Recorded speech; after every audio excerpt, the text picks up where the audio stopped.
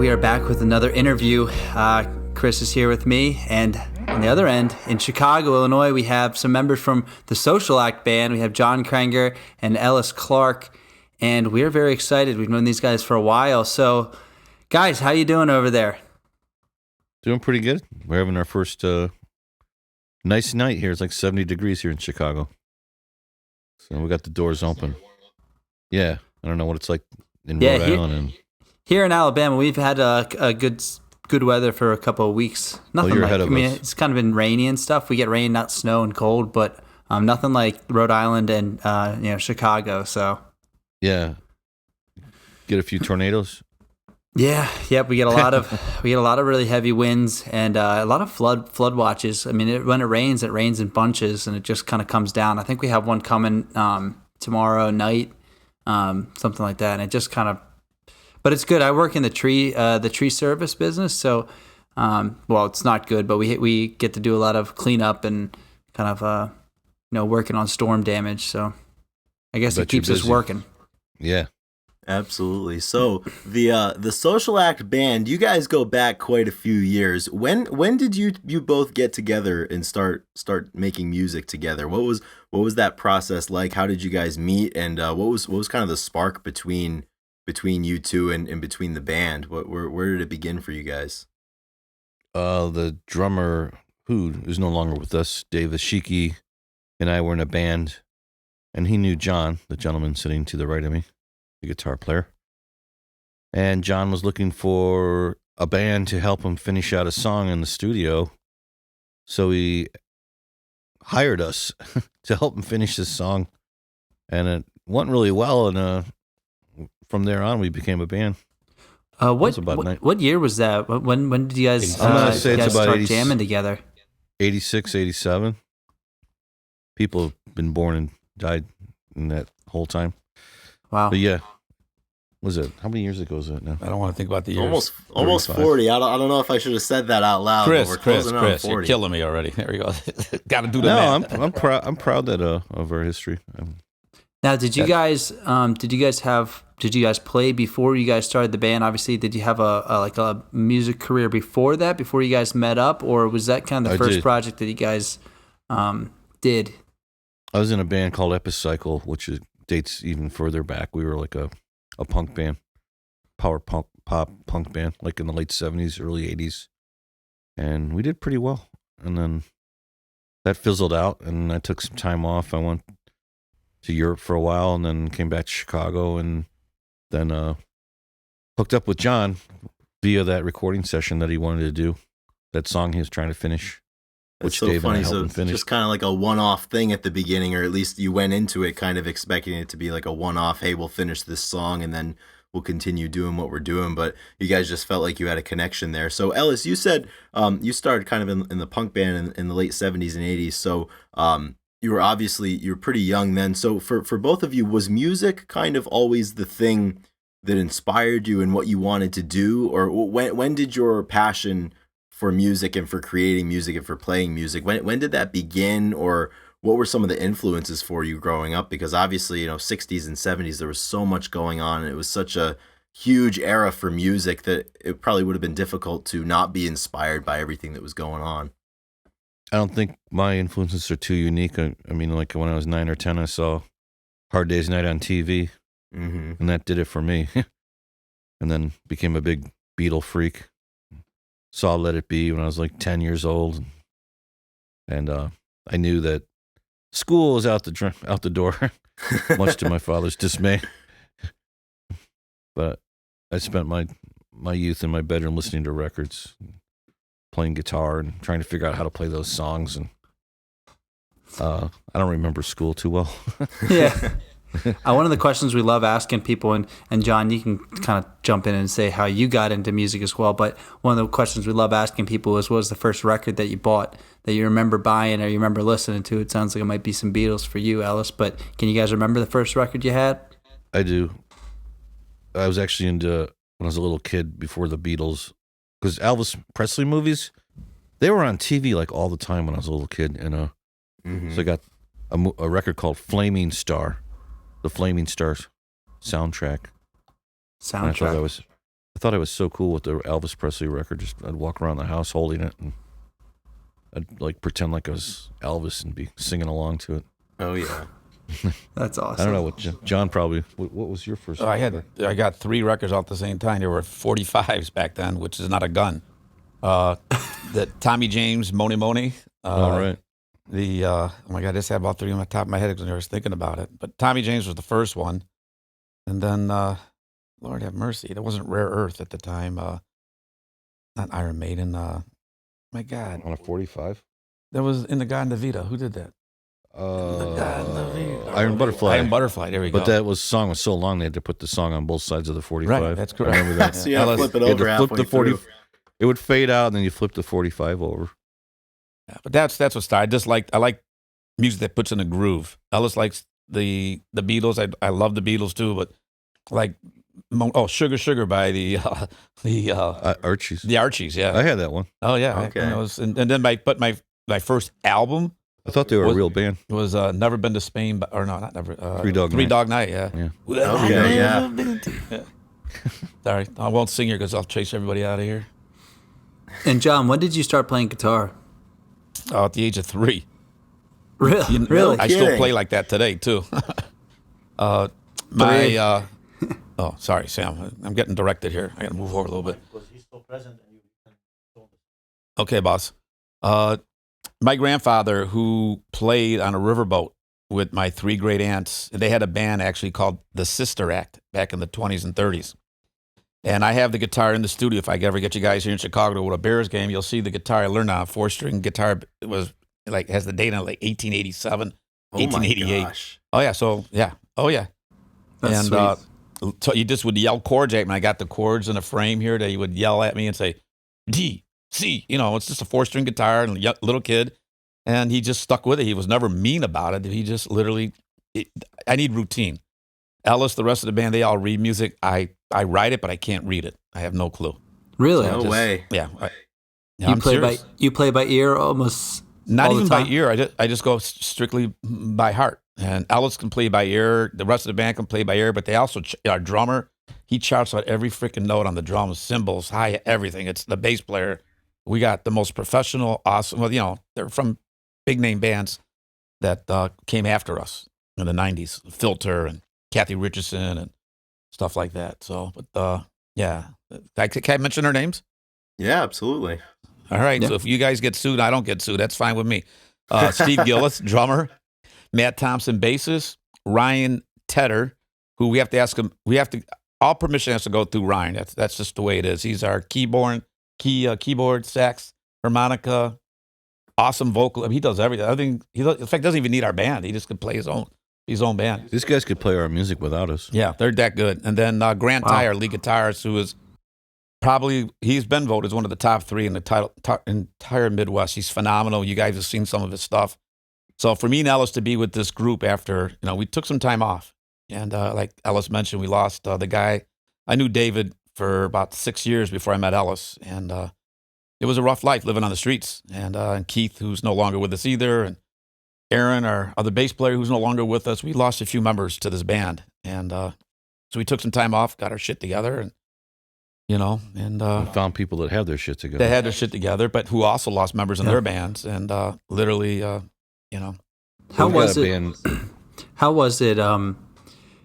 Making the decision to continue playing music, because that's talked about a lot in the genre when people pass, and how bands continue and play with different members, and there's a lot of there's sometimes there's scrutiny around it, but obviously me and Chris are vocal about, we think that it's really important for the members to continue to play and play the music. Did you guys find that hard, or was that a no-brainer that you guys had to keep playing after you let the time pass? And then I guess you guys teamed up with another band that other people that kind of suffer the same thing. I mean, does that make the band that much stronger? Do you guys feel closer because of it all? I think taking some time off really helped out. I did some solo stuff. I did a solo album, and which I thought was what I wanted to do.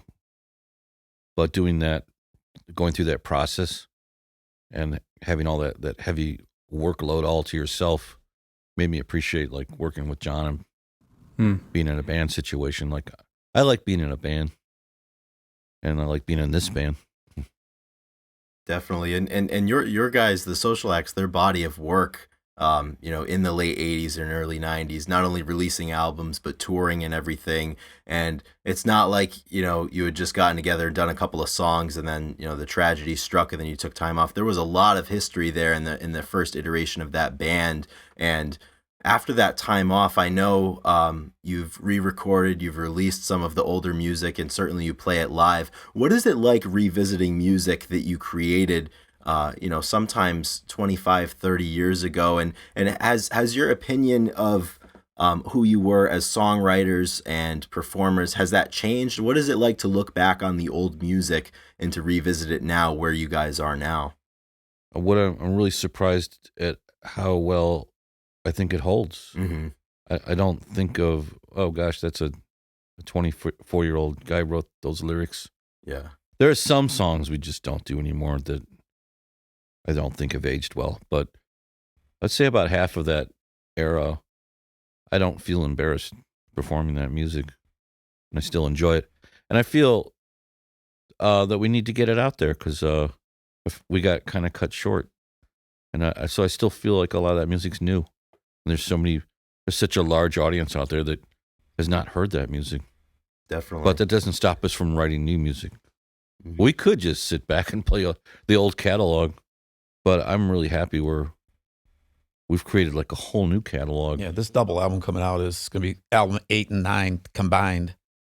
So, but from my standpoint, we took the time off, and we couldn't go any further. We're having losing 2 members, and then our other guitarist had some issues, and I had a 6-year-old and a 4-year-old at the time, and it was just time to man up and do what I had to do. And also, I listen to the music now from the old, and I could pretty much tell you what I was on when we were doing those songs and recording because I was always getting high, and that's just me. And I'm not speaking for Ellis, but it's coming up on June 8th, I'll have 26 years clean and sober. And wow. It's awesome. We literally just got back together 4 years ago, and we've done an album a year.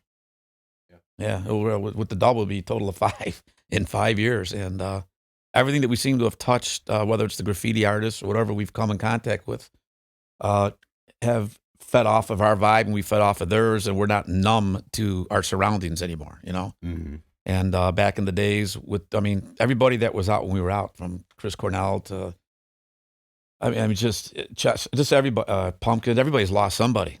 And we know all these people, and Scott Whelan. You get to a point where if you can make it past that addictive realm in life, I think I said it the right way, then you got a good chance of making some really good music, because then you got a lot of vibe to feed off that you were numbing before. And I think Sam, who's in the other room right now, would attest that sometimes we'd be in here high back on State of the Union, and we're sitting there and we tweak. And this is before all the automation was in, and everybody had their hands on the board. Right. Too much guitar, too much drums. You're in fights and arguments and stuff. And, but we were fortunate to work with Sam and other Gary Loizo and Larry Stern, and talking about our engineers. Our engineers, Jeff Molesky, Pumpkins did the first, the Pumpkins album, who worked with us. And it's just, to hear it now and not the newer stuff coming out, but to play and relive. And our drummer is a phenomenal producer. He's taken like Way the Heart Moves, Sally-O, Boogaloo, certain songs of ours, and he's shortened them and stuck them on another level. And I can't wait for this album to come out, because even our older stuff that charted is going to be even better this time. On the other hand, you were asking, how does that music hold for me, the older catalog? I really thought that was like the best I was ever going to get.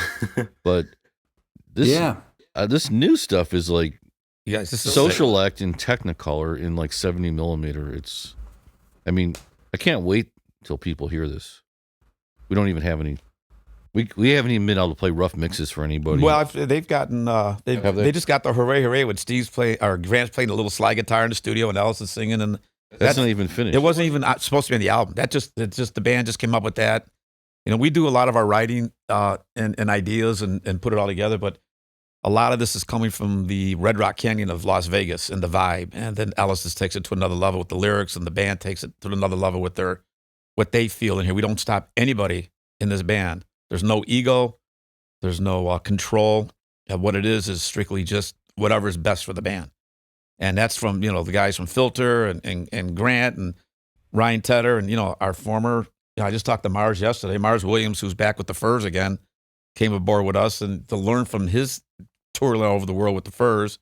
Richie went to Guns N' Roses from the Furs, but they both got kicked out at the same time. And here I get hooked up to go see them, and I brought Ellis and my whole family and went to go see Guns N' Roses. And, it's just little things like that you respect and accept now compared to having an ego about it and an attitude, or just completely numb out to even know it's there. And it's just, there's a lot of good people out there right now. But good music's coming. Yeah. Yeah, so you guys, we were talking before we got on, and so you said you got back and you've made 5 albums in 4 years. And I think Chris and I, we kind of pinned a date. We think we first talked to you on December 1st, 2018. And that's coming around to, it'll be, it's 3.5 years almost. Well, and so we've known you guys since that, since you guys were doing the big graffiti project on this new studio. That was the new work on the studio, that is, if I'm not mistaken. Yeah, that's right. Love Hearts Open and Menace and Rest. Yeah, Love Hearts Open. Yep. And then because of that video, we've always done things out of the box. Back in the old days, we went into for World War III, yes, which we're not going to play right now because there's some other issues out there on the planet, which would be a good idea. But we we brainstormed to go to the University of Columbia here in Chicago and go to the dean and just said, hey, by any chance, we're on a label. It's called Paramount, which is Paramount Pictures, but we don't have a budget right now. Could you come up with an idea? Maybe we can use your Blue Room. And before you know it, we ended up with a guy named John London, who's a famous director and producer now in Canada, and they did it all for nothing. Wow. And by going to students, and the wall, same thing on the outside.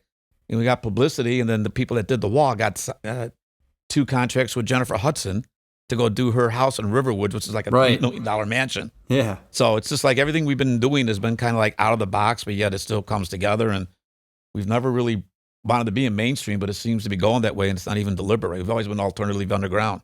Yeah, and that seems to be such a common theme in the way that people create, and the way that so many excellent pieces of work are created, is just everything. It almost seems like it's on accident sometimes, and like you guys getting together like, hey, we need to finish this song, and at that point, would you have known it's like, almost 10 albums later, and then when the band split up, if you thought, that's the social act, we won't get back together. And then when you get back together, how long is it going to go? And what is that inspiration going to feel like? And I think now when I listen to the music that you guys have put together since you've gotten back together, there's such a feeling of resiliency through it, because, you guys have experienced so much together as a band, but also as individuals, talking about achieving sobriety, raising children, and just navigating through life. And do you feel that now when you guys go into the room and you create music, are there any themes that you feel continually come up, or is there an area of experience that you're writing from, or is it just kind of, you don't know where it's going to take you when you go into the room?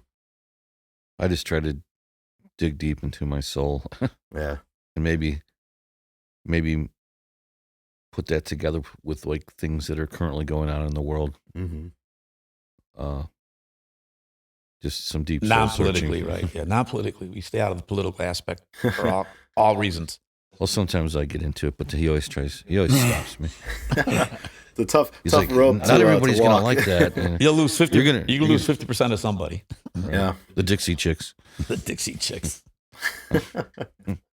Seriously. But the themes right now on this, since we got back together, have been, the way Ellis writes lyrics and the music and the ideas and thoughts is, I'll present some things and I'll say, this is where it came from. And then I don't have to say anything else, pretty much. Every now and then I'll say a few more things, like on Hey, where I go crazy at the end of it, I go off. That was all recorded by accident by Sam, which we kept on there with me, like, what the, just going off. We do that live.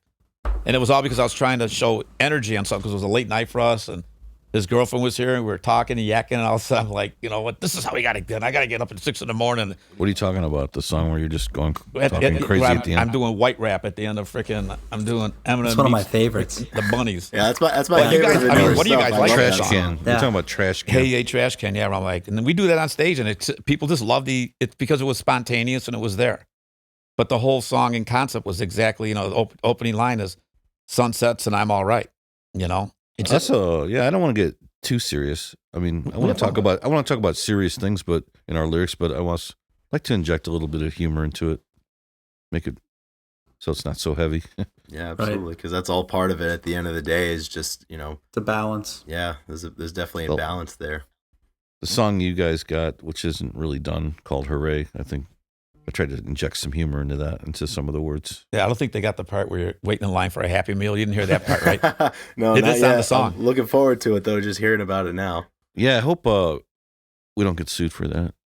Can you say Happy Meal in a song? Is there? That's like I'm sure. The Kinks you could not say take the word Coca-Cola happy Lola. and meal they had to and put change it to together. Cherry Cola.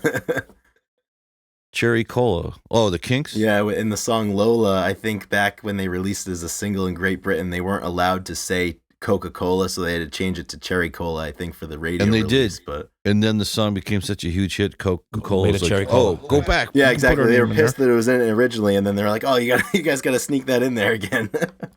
Chris, you and Ellis would talk for hours, and Steve, these guys, I'm the only guy that doesn't know my history on music. These guys know But you've heard everything. Lola. Oh, no, I've seen the Kinks like 3 times at the Aragon. They're awesome. Yeah, so talking about seeing the Kinks, what are a few of the, I guess you've played with a lot of people too, but what concerts, say, in your earlier years when you were in your 20s or maybe early 30s, what concerts really stick out? Do you guys have any bands that, one, surprised you, one that lived up to the hype? Is there some that, maybe disappointed you and that changed the way that you look at music? Like, what were some of those, important concert memories that you guys saw? Because I know you guys have taken in a ton of music. That we saw as fans? Or yes, as a band? I would say both, but primarily as fans. I think before maybe like as you were, before you were in a bigger band. But then, if you can also touch on, who you toured with and those kind of interactions. But I guess we'll go fandom first. One time I got a front row center ticket to see Frank Zappa, and he was playing playing right in front of me. It was like it was a private concert. At the that was amazing. Was that the I brought a record and I handed it to him. He signed it. But where was that at? Was that in Chicago? I was in Chicago at a theater that's now closed called the Uptown. And damn, that's cool. That That was- probably was I was really there. cool. I was at that show too. I didn't even know you. that was a long time ago. Yeah. I was like 14 years old. What about that concert? Just because he was so close and it was just Zappa, or was it just something you never? I seen? remember one thing I remember about that concert was somebody took like an Orange Crush drink in a solo cup or something, a plastic cup, and threw it at him. And it was like one all over him, and he got pissed off. So he got one of the roadies, like, who threw that? Come up to the stage right now. So the guy did, and they threw him out. I remember that. But the music was phenomenal, of course. That was the Yellow Snow concert, wasn't it? He did that song, yeah. Don't you eat that yellow snow. Who else have I seen? I've seen a lot of people. Stones, Who. I saw the original Zeppelin. Really? One night out of 4 in Chicago when Bonham was still alive. Yep. How was that? I got to see, that's the old Chicago Stadium.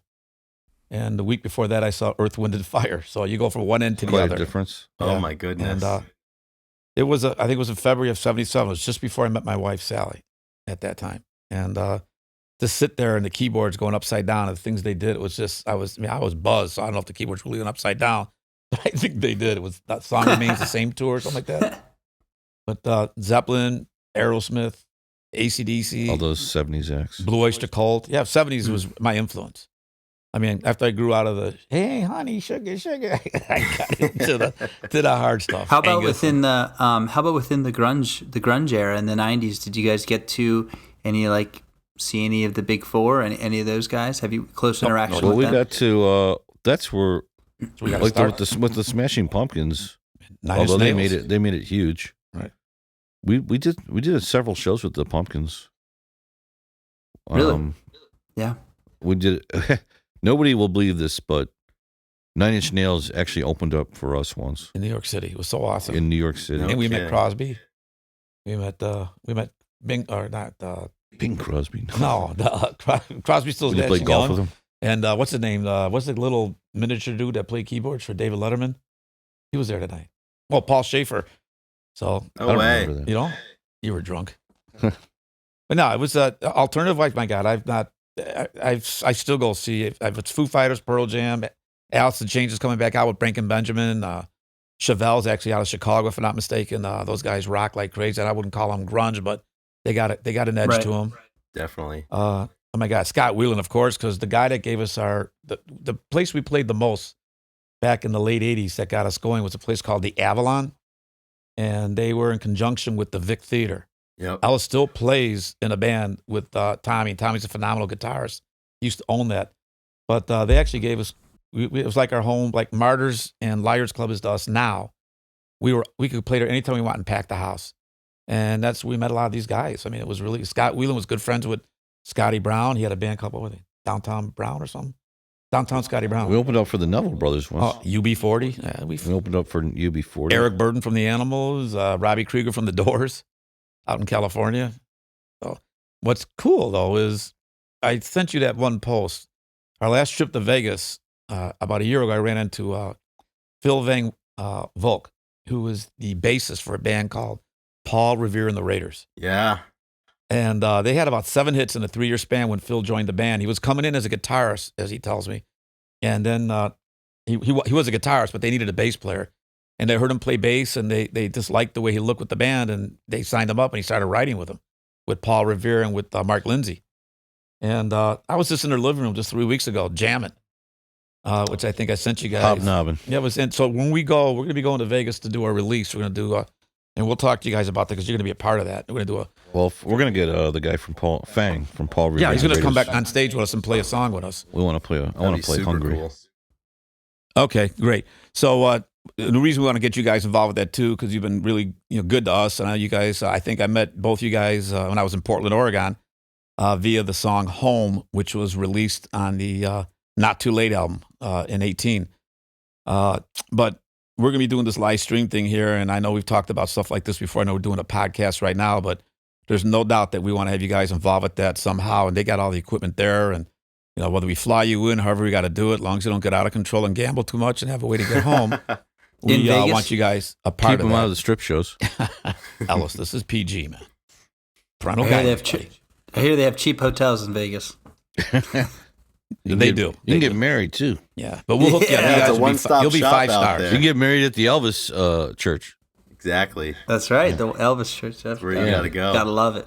If I ever get married again, I want to get married there. You've been married 3 times. How many times do you want to do another question I like to ask people that do a lot of touring and a lot of like playing, or if it's in my sport, like competing. What venue have you guys played that maybe outside of Chicago? Maybe it is in Chicago, your favorite venues to play. But what are some really historic venues that you just like can't wait? Like, oh, we got to put the Roxy on the list, or we obviously we really want to play. I know you guys love Martyrs, and you guys always play that. Like, do you guys have a favorite one or a historic one that you played over the years that you always think about that show? We have a historic one, but it wasn't like that phenomenal. CBGB's in New York City. They tore it down. Yeah. It's gone. They had it's gone. That was a really small little place, and one night we played there with like 5 other bands, and they crammed us in there. But I mean, I'm glad that we played there. It's kind of a cool thing to have in your belt. The ironic thing is a lot of the clubs that we were hitting, the China Club, the Limelights, and the House of Blues are still here, but CBGB's, Avalon, Vic, I mean, they're all... I think one of the nicest gigs we played, back in the old days was China Club in Los Angeles. That was with 9 Inch Nails. That was a blast. No, that was New York. Oh. The one in L.A. was with Robbie Krenger and... Eric Burden. Robbie Krieger was in California. Right. Oh. Both China clubs. All the China clubs were good. Now you see why we can't get a record done. I think we played all 3 China clubs. So are these all pretty like smaller venues and close quarters? You guys like that better? It's intimate. But we played, my favorite one ever was the Rock in the River Fest, where you played thousands and thousands of people. You could see the river half a mile away, and it was just people. We played the Park West here in Chicago, which was a pretty big indoors, place. Yeah, but the outdoor stuff, I loved it. Taste of Chicago. This is the outdoor stuff. We played the Riviera, which is a pretty big place. True. My goal. So you guys is think the intimacy is you guys just obviously appreciate that, but I think I've officially am gonna build my camp on the indoor setting. I mean, I like outdoor concerts too, but the indoor concerts I go to are always just so much more filling, and I feel like you can do just a little bit better with the lights. Usually people do like really, I mean, you can do great lights outside too, but I feel like I'm just in it more when I'm inside. Yeah, I love outdoor concerts when they work. Yeah. But sometimes it rains and then it spoils the whole thing. Right. Yeah. Oh yeah. You see, there's just something about it though, being inside in a smaller venue like that, where you're so close with that band and the sweat. You're right on top of one another. And I think that the connection that you can get between the crowd and the musicians, and you guys on stage and us out there and standing right in front. I mean, that is so unmatched. I know from my perspective as a fan and as a concert goer. I mean, those are some of my favorite experiences, and it's great because I mean, you guys have toured so much. I mean, I don't even know how many shows you guys have under your belt right now. Whether it's in the hundreds or whatever it is, but it's got to be a really special thing to always have that opportunity. I always look forward to more. Yeah, we can't wait. We're actually having a real struggle not having this album done just already. But if we just, like I said, we just literally have another song that we just tracked on. We really want to play live right now, but if we play live, it takes away from the finish. Then the it album. puts the album away. We just did an acoustical thing here. Away, yeah. We just did an acoustical thing on last couple of weeks here that Ellis and I are working on, and it's just simple and it's wide open, and it's going to be. It's going to be like. It's probably going to make the album. We'll see how it goes with the band, but it's something we have never done. Well, one thing we should do is not add any more new songs, because we said that like 5 songs ago. Now we got a double album. That's how it always goes. Steve, our producer's like, no more new songs. But then they say, don't lose the edge, though. You got to keep writing. I'm like, guys, make up your mind here. Yeah. And since we were and then sitting someone around comes waiting, in like, oh, I have this killer idea. We gotta feel it out a little bit and see. And then, I mean, that's the thing, because you never know which, if the next one is going to be the one that really, lights your world on fire and inspires you. So it's got to be a difficult thing to be like, all right, no more. We're sticking with what we have, because as, I know you're like, I want to replace that one song with this new one. That's what happens. They start playing that game. Yeah. But because Steve, our producer, we had to take 3 months off because he had to work on another project.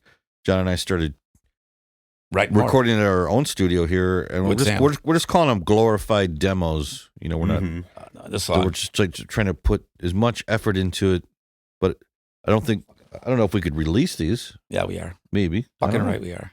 Hey, Rock. It's weird. John wants we're working on there. Dude, we've never. You know what? The Hooray song, which Ellis and my wife said it, and my daughters, they thought it was like Edgar Allan Poe. The lyrics, some of the best lyrics he's ever written on this new song. They were dark. And you don't like dark lyrics, but I'm surprised to you. Well, because we got the slide guitar going and a bright, deucey guitar going, we brightened it up. So we balanced, buddy. I think we're meant to be together. Oh, shit. Can we get married at the Elvis Church? No. Gonna book it, the album release party and a marriage. Do you take this man to well, be you guys got to be here for the release party. We're going to figure it out. Whether you're throwing spears or shot puts or braining or cutting trees down. Yeah, you've been with us too long not to be here for that. I know, exactly. Do you guys have a date? Do you guys have a potential, like, it got pushed back? It better be out in September or October. I mean, I'm not going to tell anybody anything except you, which I guess is the world. It's going to be on the podcast now. What's the matter with you? You got to watch it. Yeah, don't tell anybody. No, honestly, we know it's going to be at least another minimum of 3 months before we even get the master. We're going instead of California, we're going on to Nashville, the master. And then from that point on, it's the nice thing is whether we're doing the vinyl no matter what, but the minute it's mastered, it could be distributed. Right. So right on the internet. On the internet. So the artwork and everything's already in process. Everything's moving in that direction. So it's happening. So late summer Vegas trip is what you're saying? Absolutely. All right. I can do that. Be fun. I can do that. We're there. You guys are going to have fun. One thing I wanted to ask you guys, because obviously Dolly Parton. You released your first music with the Social Act Band in the 1980s, and the way that music was released then is obviously quite a bit different than it is now. And having created all throughout the time before the internet, and then when the internet was just getting started, and now where everything is commodified through Spotify or Apple or whatever, what are your thoughts on that? Do you I guess your thoughts on the internet and how it impacts how people are able to listen to music, and as songwriters and as musicians, do you think that the internet is a positive thing or a negative thing to get your music out there and to present it in such a way that you think people will enjoy it. I think it's a real positive thing. I love the immediacy of it all, like how you could record something and have like people listening to it like within the same week. I'm saying that as a record collector because I love vinyl and I have lots of vinyl. Right. So I think we've kind of reached this point where you have two worlds. You're either somebody who listens to the internet or somebody who collects vinyl, which is strange because the CD disappeared. Who thought that would have happened? I still got a cassette. Yeah. 8-track. Old school. I do love the physical aspect of the vinyl and the artwork, and but to survive, you're going to have to learn to love the internet as well. We wouldn't have met you guys without the internet. Yeah, I didn't even know you guys were there, and since we discovered you guys were at, one message, 18,000 one message away people. from anybody. Right, basically. you guys just went crazy. It's like, I mean, you can make records and stick them in record stores and then just sit there. You know, the internet's unbelievable. The negative in the internet for musicians is the fact that we could do 1,300,000 downloads on Unknown and get a check for about $1.40. Yep. Exactly. And that's really one of the big injustices, I think, and why I think it is so important. And I hope that, Ethan, like our generation, that we're still appreciative of that. And if we find something that we really dig, to purchase a physical copy from the band, whether it's vinyl or CD or whatever, because I still think that's probably the most effective way to support, because like you said, you can get 1 million streams and you're going to get a buck or two maybe just because of the way things are structured. Yeah. Well, you don't do this because you're hoping for that. I'm so past that. I do this because I love it. Yeah. In fact, we can help you guys with your taxes. You can use some of our losses as your write-offs. I shouldn't say that. We might get. I don't think there's any. I don't think there's any money anymore left in recorded music. It's really, which is a very strange thing to say. Now I'm sure there's some people out there who disagree with me, but. Unless you get your song on like a hit movie or something. Right. Yeah. It's really you got to tour. The landscape has certainly changed. Certainly. Tour and merch. That's where it's you at. You guys started creating. There's a little bit of everything put together, the T-shirts or the records and the concerts and a little bit of those pieces of pie all together make hopefully one bigger pie. But selling recorded music, I don't know. Well, we kind of learned right when we were first getting back into it. We had finished the project, and the kid, the 19-year-old, 18-year-old kid who was going to school at the time, he was going to Jones Academy, and that's where him and Chance became good buddies. And they actually were next door to the building we're going to be shooting a video in that we own here in Bucktown. And he's the one that got us into the whole aspect, unless you tour and have merch, or you got $300,000 to put in to YouTube and, Spotify and pay them to play your music, good luck. Right. And obviously you see where Chance is right now and where he's at. And Dylan's out, and he brought him out to California. So he does all his merch now out in California. He has his own manufacturing plant now. So we learn from kids. I mean, this kid is a kid. And he came to me and said, this is what you need to do. And we took that advice and have been running with it ever since, because we realized, and keeping communications open with the smaller stations, because we got our big breakthrough, college music. The CMJ, College Music Journal, I believe it was called, back in the late 80s. And they were just, you didn't have to pay for anything. You just had to make sure you had to make phone calls. And this whole band would sit there when David was still alive. And we'd sit in the other building that was behind us here. It was another warehouse that we had. And we would make phone calls every night to radio stations in person. Like we're talking to you. We do that on the old rotary dial-up with a freaking cord on it, and just say. And the problem with that is, the good thing is that you meet a lot of people. But the bad thing is that these college kids are in and out of those rotations from music director to just a DJ, and it's all over the place. Put down is gone. You ask for the music director and you talk to them like on a Tuesday, and then when you call back on Friday, they've changed music directors. Yeah, they got a totally different one. So who am I talking to now? You're in a band called Social what? Social Distortion? What? It's like, we just spoke to you. Yeah, I like it. Oh, the last music director, he took the CD. He has it. Well, you'll have to send us another one. It was like that. But, we also had the fun stuff is the fact, even like with, who's our cello player? Eric Rumschneider, where he went, after we were done with our tour, he went off, then he go with the Pumpkins and did a couple things with them on cello. Then he went from there with Kurt Cobain. Courtney Love. Yeah. So, I mean, this, and our other sax is out with Brian Williams. Marge is back with the you just meet a lot of really cool musicians, and they're going to be coming in to do a special track on Way the Heart Moves, which is Paul Von Mertens, who's on tour right now still with Brian Wilson from the Beach Boys. And he's going to come in and lay down because he was with us when we wrote Way the Heart Moves. So it was our drummer's idea to bring him in, and he knows our drummer well. And then Mars, we're going to get into the song. And so what was the question? There wasn't. I'm just talking shit. Sorry, boys. I'm giving you shit. No, absolutely. And I think it's really cool looking back now, obviously. You'd be hard-pressed to have found a better town for music and alternative music and what you guys were making than Chicago in the 80s and in the 90s and everything. So the fact that you guys are right there in the mix, I mean, the experiences that you had, and like you've been saying throughout this chat, the people you were able to come into contact with and create and share a stage with. I mean, Chicago's really probably one of the better scenes to have existed and really cut your teeth in. I don't know. I mean, you probably know better than we do because you're on the outside looking in. We've been here the whole time. Yeah, I've always wondered, it's just normal to you. That's true. I always wondered, like, if we had been in Los Angeles in the 80s, would it have been different, you know? Mm-hmm. But our manager came from Los Angeles. Our record deal came from Los Angeles, Paramount.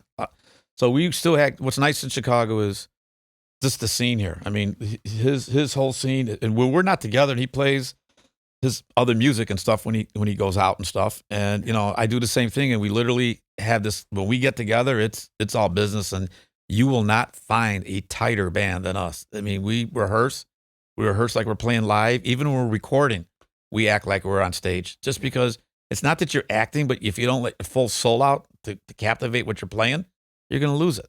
Yeah. And Chicago has that. I mean, the blues, the Kingston Mines. Right.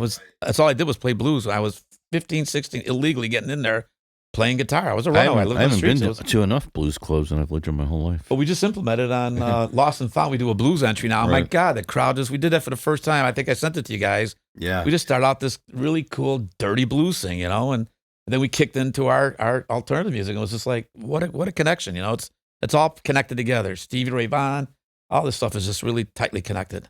Yeah. And that's the thing. Everything is so connected, and having been music fans for your whole life, it's probably really difficult to even just pin down what your individual influences are, because like you said, it's just this huge melting pot of different experiences and taste, especially now with, you know, there's you two, and then there's the different people that you've brought in that have become a part of the band over the last 4 years or so, and they all have their influences, and it's got to be a really special thing when everybody pulls those together and creates. And like what you were saying, John, I mean, I think the one thing, I see you guys live, I hear the songs that you cut in the studio, and the disciplined playing, and just everyone's playing so honestly, and there's just such great communication and cooperation between all elements of the band. I think that's something that's really special.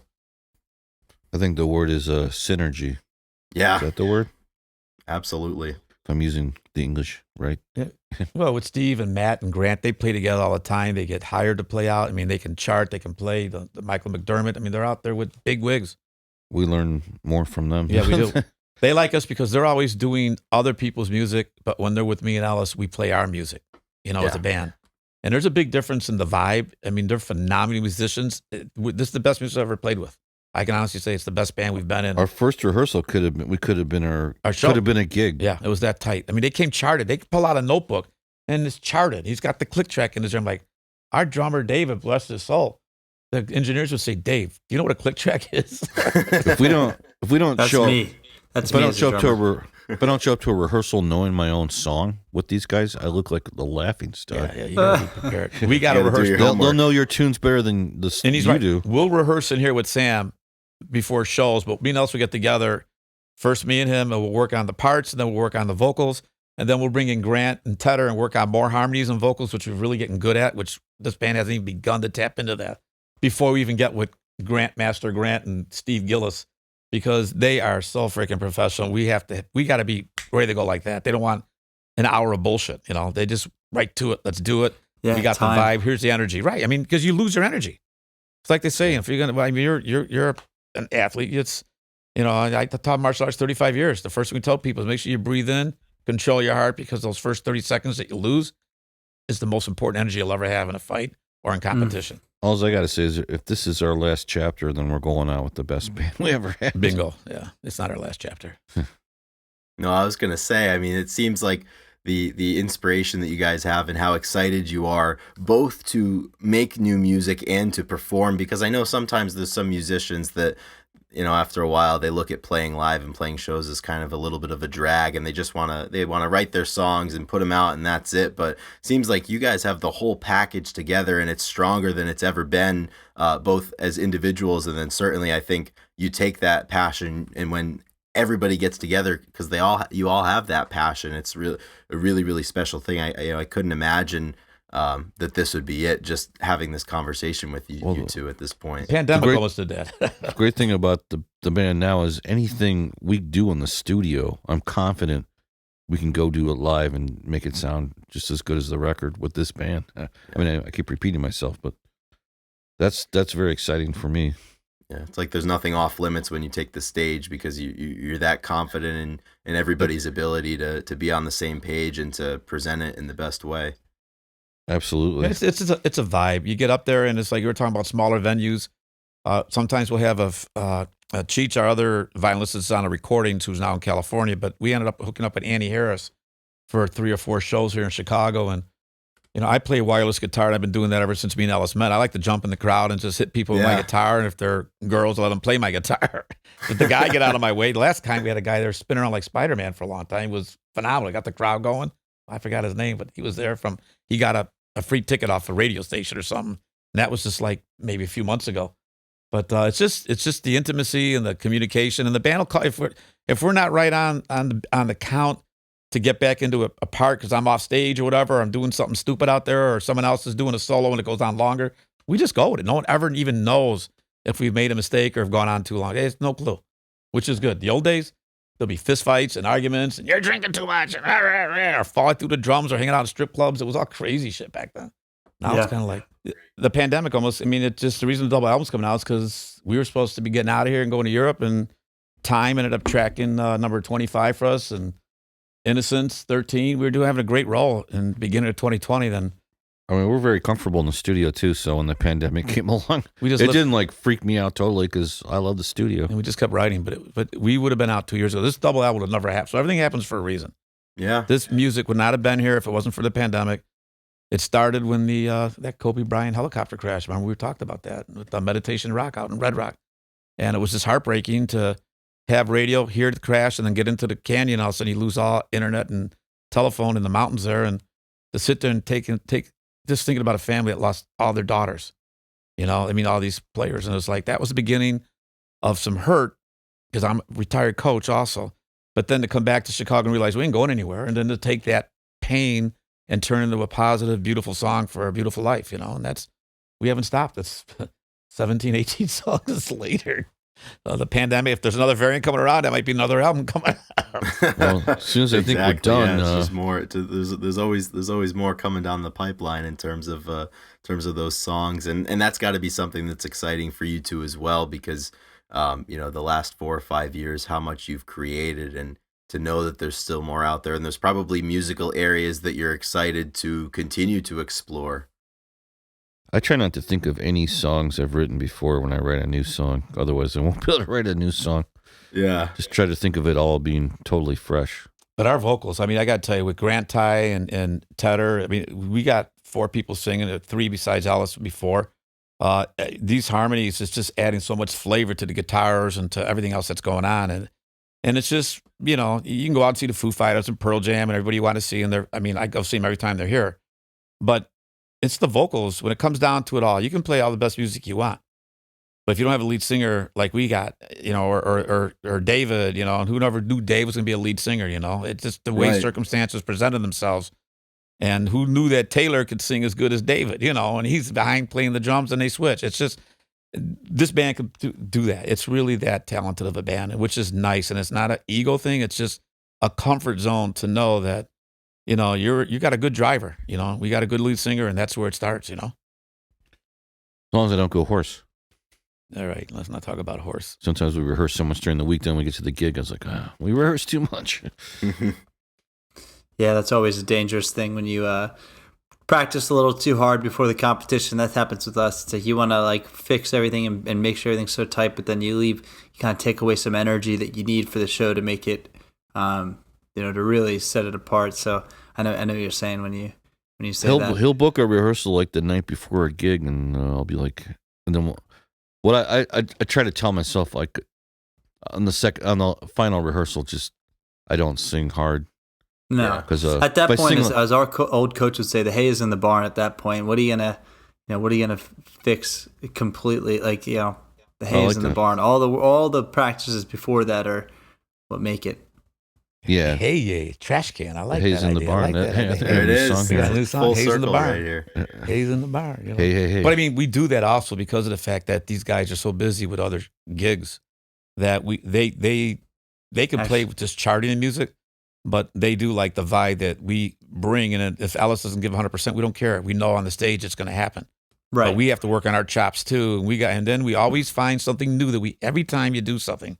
Yeah, just a little bit more of a sprinkle to that frosty. Singing is kind of scary because it's like a physical thing, whereas a guitar, you're always gonna be able to play it. What are you saying? We're sissies? What are you trying to say? Singing. If you burned your voice out, you've burned your voice out. Right. So you gotta be careful.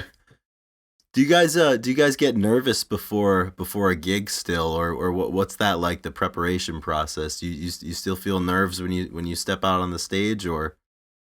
Not with these guys, but I get nervous over logistics, just getting from my house to the place. Yeah, making all the shit beforehand, making sure that goes right. That so you scares can do the me. thing Like you want to do.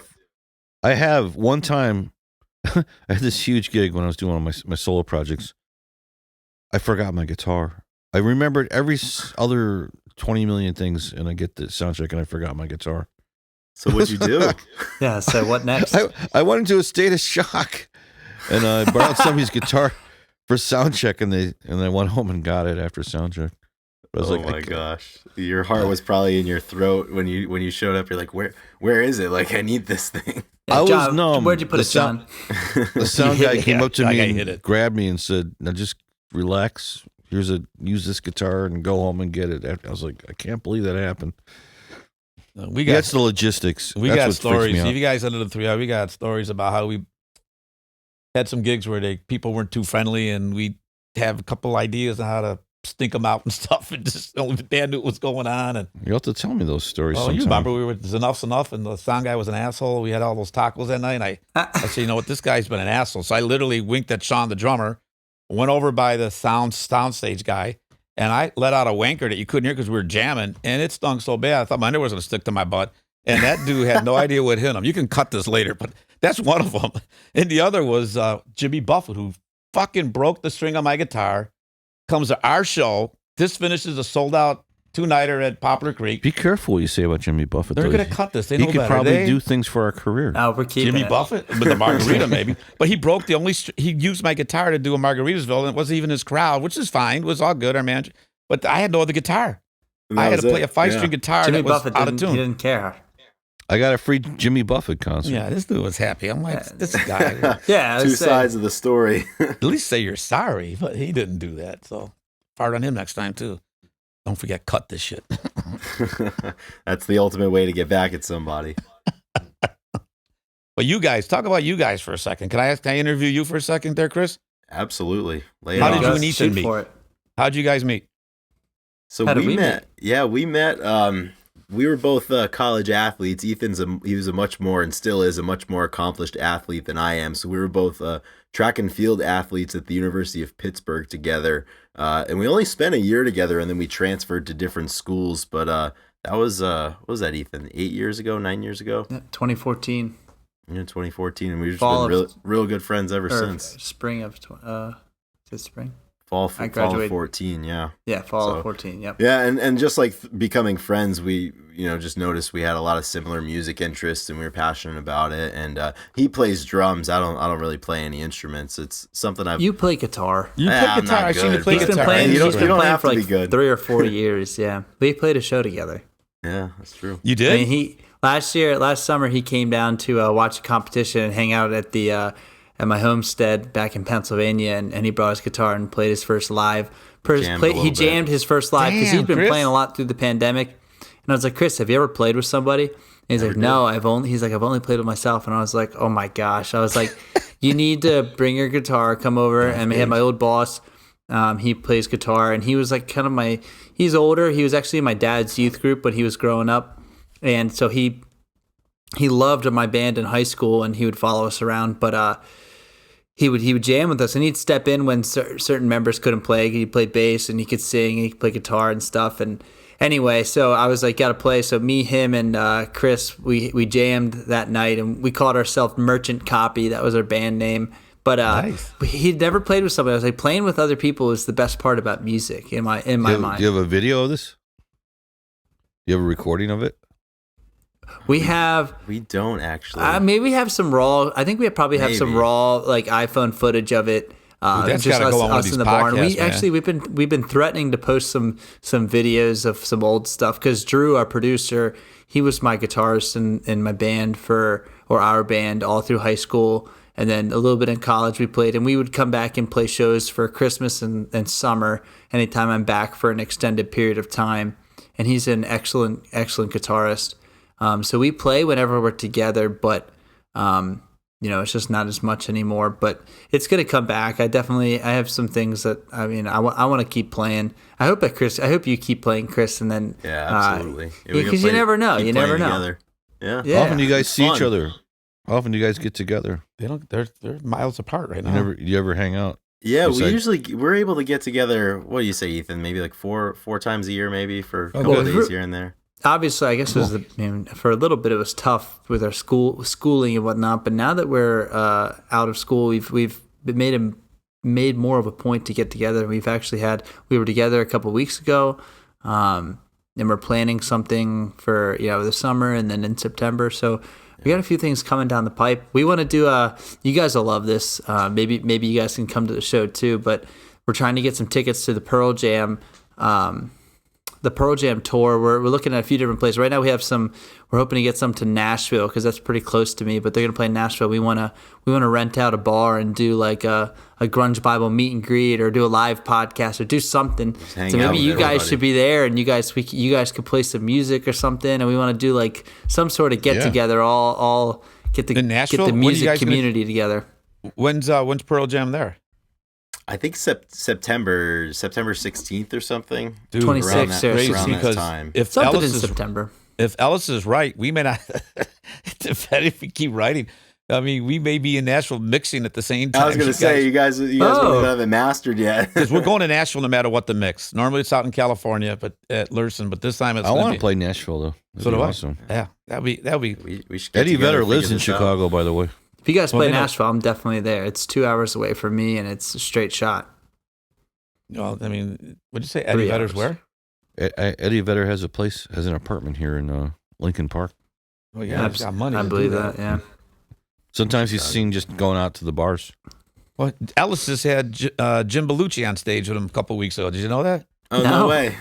Well, now you do, but I mean, he's doing his. He does. I Go do ahead, Ellis, you do it. I do a George Harrison tribute once a year. I call it sweet. my Sweet George is what it's called.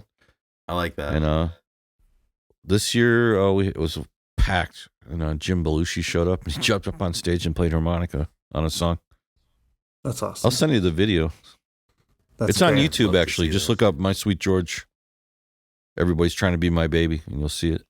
That's awesome. I love that. Yeah, you I'm gotta taking a keep picture keep the Beatles tradition alive. They inspired taking you. the- Yeah. Such a young. Hey, guys. Do you guys have a favorite Beatle? That's the question. No. Or at you least do. favorite. Least favorite? No. I No, just- I love all- favorite. Favorite. John doesn't even like the Beatles. Sure, I do. Do you like the Beatles? Yeah, if I'm not doing LSD. no Lucy in the Sky with Diamonds, huh? That's my kids used to sing that song. I trained them how to sing that one. I had a cat named Lucy, and we'd sing that song all the way to grammar school. Did either of I you like guys all get four to see Pink Floyd in concert? Oh my God, I've seen him. I didn't. I've seen him 5 times. Really? But Roger Waters is touring this year. Yeah, I'm not going to see Roger no more. He pissed me off. He got too political. Yeah, Last show he was deep here like in 4 there years now. ago. He got so political. The crowd was booing. It didn't matter what side you're on. They were just like, just stop.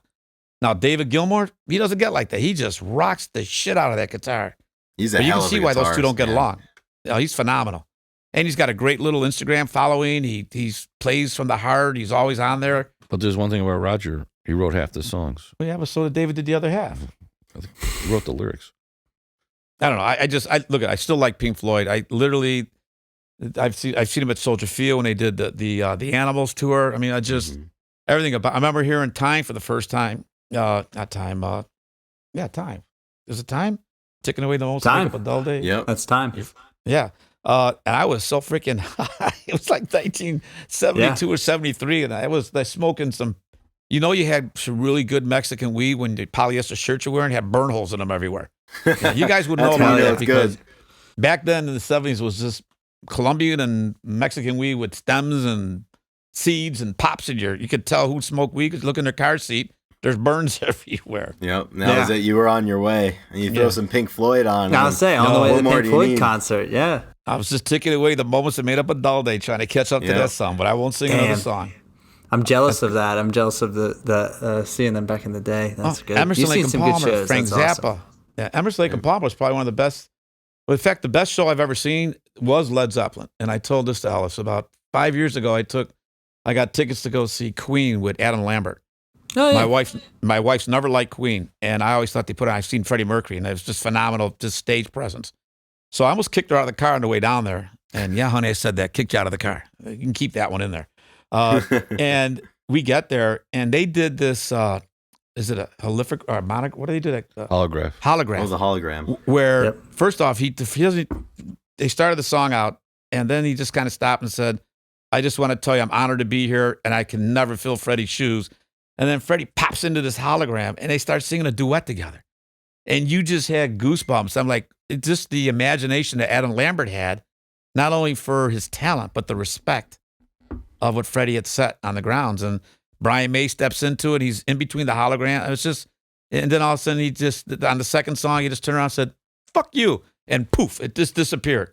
You know, that's awesome. You felt that for a week. It was literally one of those dreams you had that you noticed, you still felt the next day.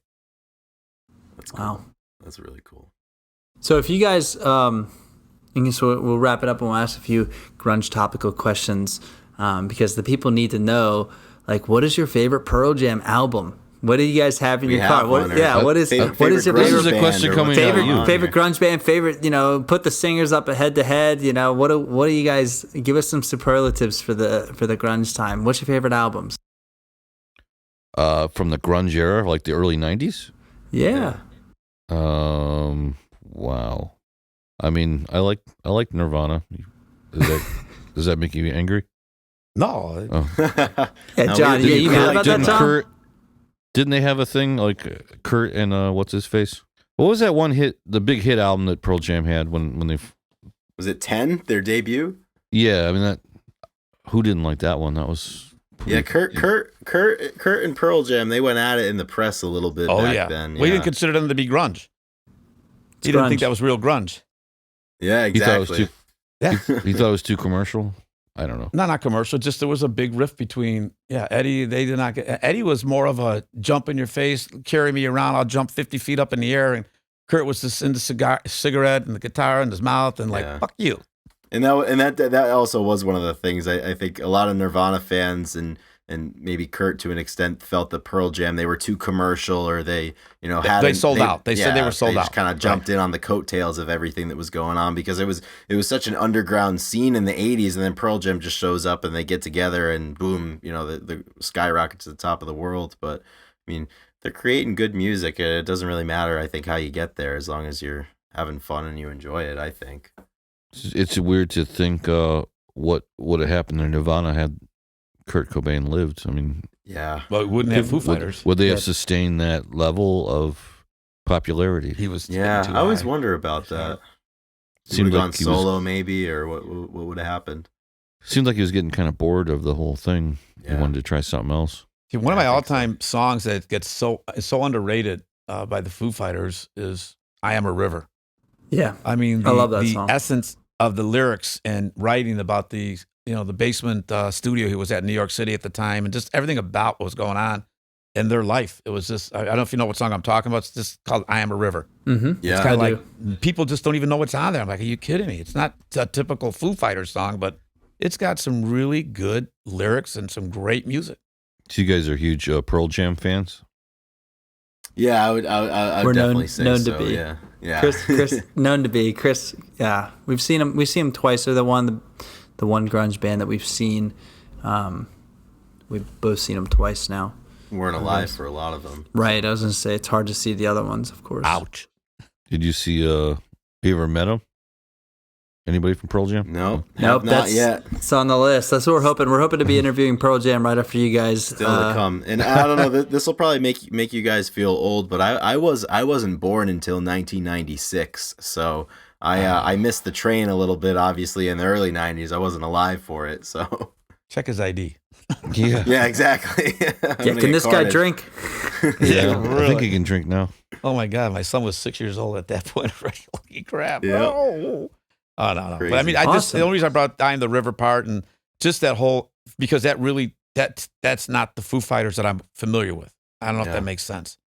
And that album doesn't really get looked at, and it's sad because I think it's probably one of the better albums. I think over time it's going to end up sticking up even further up, What was the last Pearl Jam album? They just came out with one in 2020 called Gigaton, and they're actually, I think just recently, Stone Gossard, the guitarist, said that I guess they're getting back together and they're maybe going to put another one out here in the next year or so. But yeah, last one was a couple of years ago. When you say get back together, did they take a hiatus or? Did Oh they no, break no, up? no! They're still Pandemic. together. They're just getting back in the studio to maybe cut another album. So, Now, how'd you feel about that last record? I think like most Pearl Jam fans get pissed with the newer stuff because like, oh, it's nothing like they used to be in the, in the 90s. But and you guys probably have an opinion on this.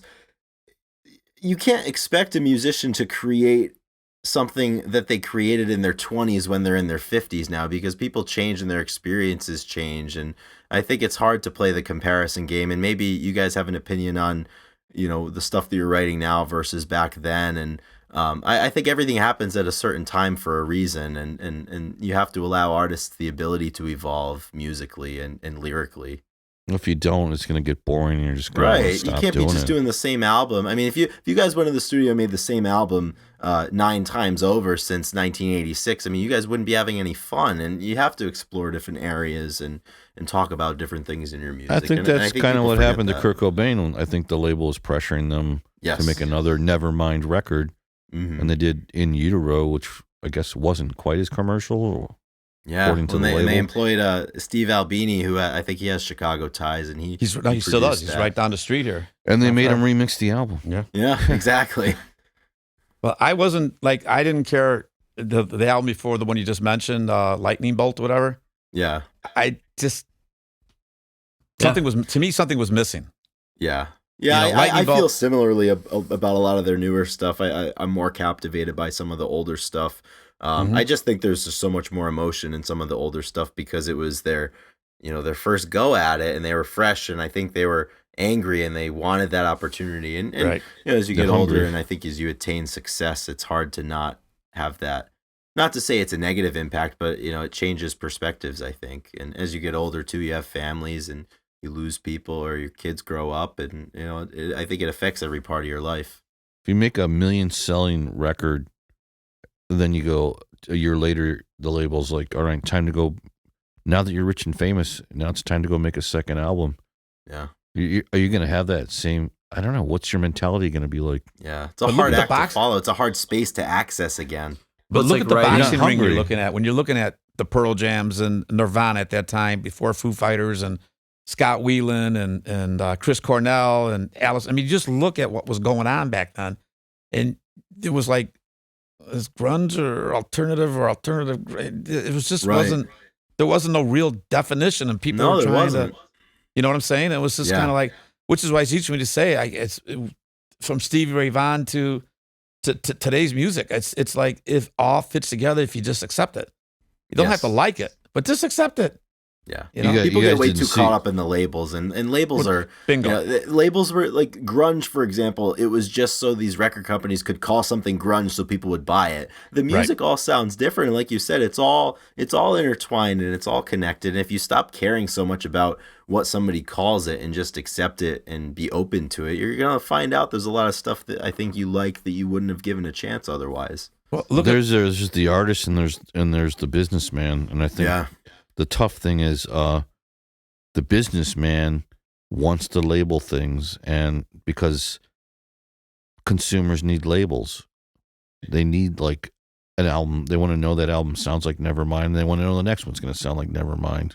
Well, what Chris and Ethan were saying too, the whole regards to the whole aspect of what, Pearl Jam and their fans, when you take a look at the whole music scene itself, and you look at Filter, look at Linkin Park, look at Stabbing Westward.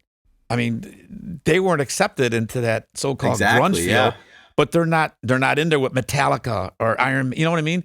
So it's kind of like, where does this, so that's why I'm always like grunge, alternative grunge. To me, it's all classic rock that has alternative grunge vibe to it. I've never thought about, I try never to think about any kind of label for what we're doing, because they'll just kill it for me. Yeah, we don't have a label. And maybe that's a detriment or not. I don't know. But I'm it's right certainly there with you. It's certainly a detriment to creativity, I think. Yeah, I agree, because you box yourself in at that point, or at least you created rules. If you don't box yourself in, you become so in tune with what other people want you to be, and I think that definitely puts some restraints on it. Like, no, you can't have strings. You can't have a clarinet. You can't have this or whatever. That's one thing we never bet. We've had cello. We did cello. Had cello, Oh, in fact, they've even put one of our videos on for like 1990, where Eric was on stage with us at the Gateway Theater and playing cello. And then, we played another 7 months, and boom, we're done. He's off with the Pumpkins. Boom, he's done with them. He's off because they did a video or somewhere. It's a good gig. You can't. Eric was on a roll. Yeah. But it's just like, so when you talk about these labels, and the only reason I bring up Stabbing, Westward, Chevelle, these guys, it's not a true metal band, but it's definitely not a true grunge band. Right. So it's alternatively between the two, because the guitar licks are sick. The drumming is sick. You know what I mean?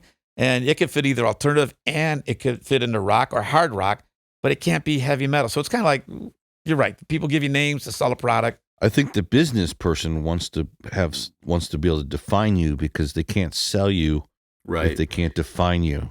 Yeah, they have to commodify it. Right. Huh. Like, for instance, besides Social Act, I was mentioning I was doing my George Harrison tribute once a year. Oh, that's where Jimmy Belushi came on stage. We lost that. That's like, it's a cover band. It's a glorified cover band that people, but they know what George Harrison is. It sells out. The place was packed. Yeah. And then I go back to Social Act doing the original music, and it's a harder sell, but it's certainly very rewarding to write original songs. But selling original songs is a tough one. Yeah. Well, we do one cover every show. That's always been our trademark. Yeah. It's I'm really having this vibe. I really want to possibly, this is going to be the first time Ellis is going to hear it, so maybe I told him. But I would love Here we go. Don't shock me. No, I'm not going to shock you. No Bachman Turner Overdrive. No, it's not going to happen. Please. What is the cover? Taking care of business is not going to happen tonight. No, I won't sing either.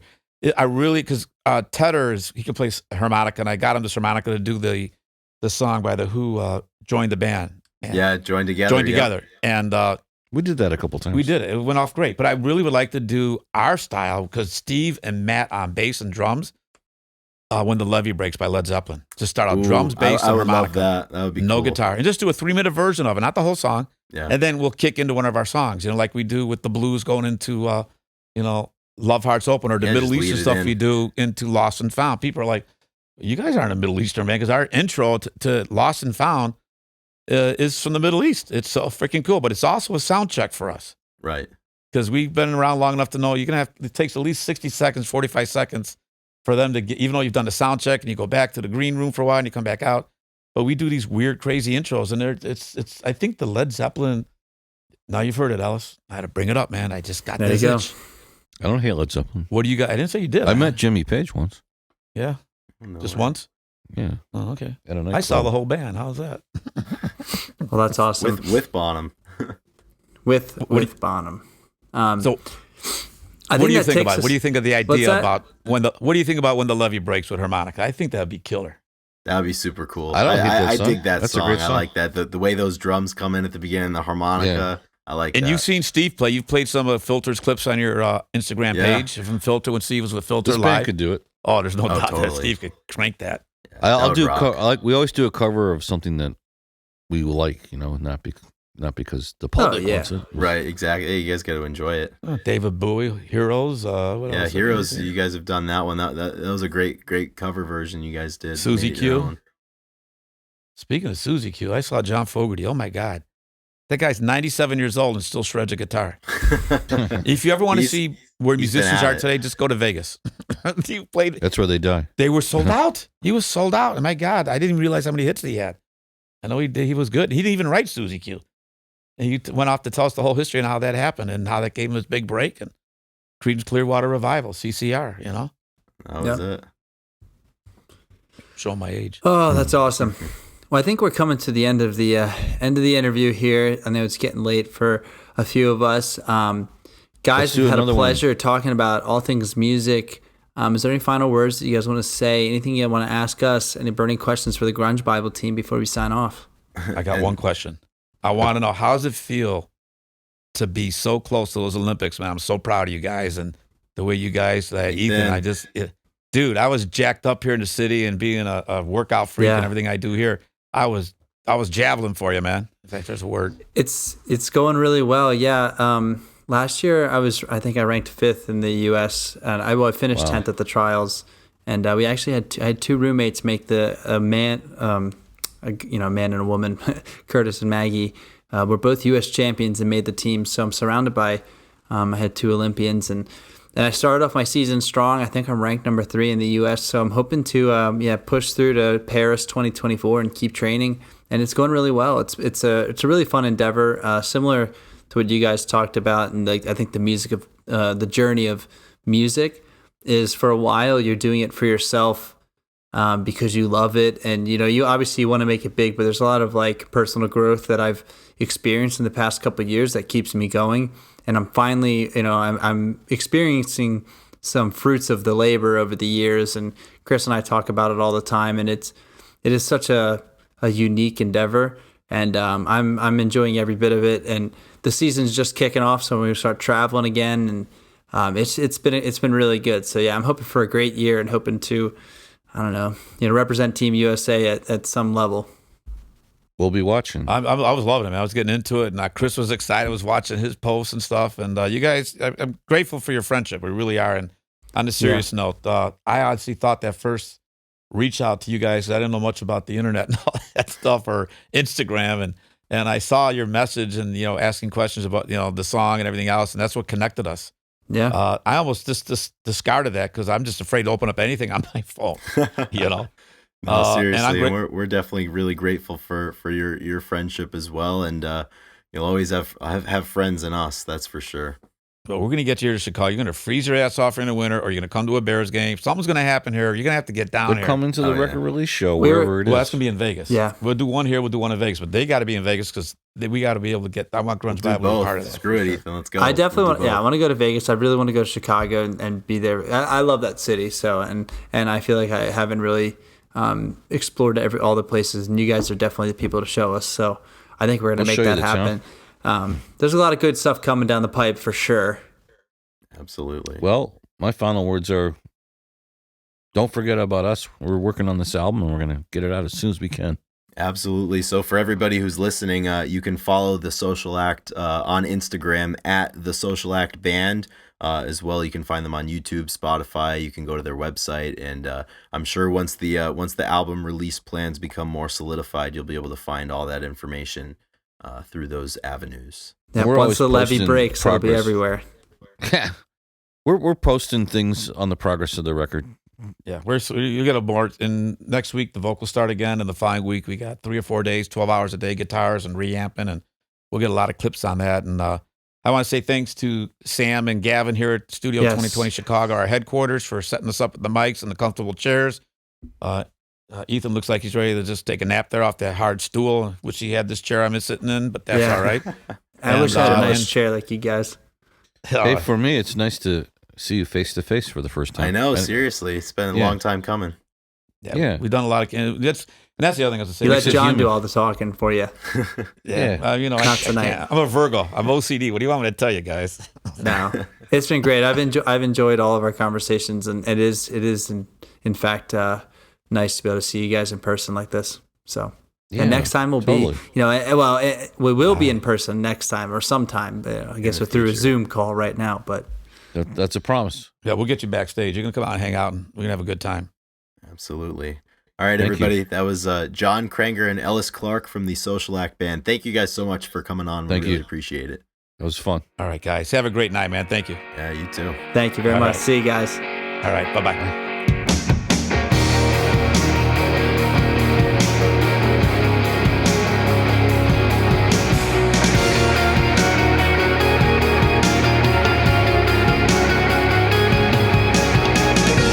Of some old stuff, because Drew, our producer, he was my guitarist in my band our band all through high school, and then a little bit in college we played, and we would come back and play shows for Christmas and summer anytime I'm back for an extended period of time. And he's an excellent guitarist.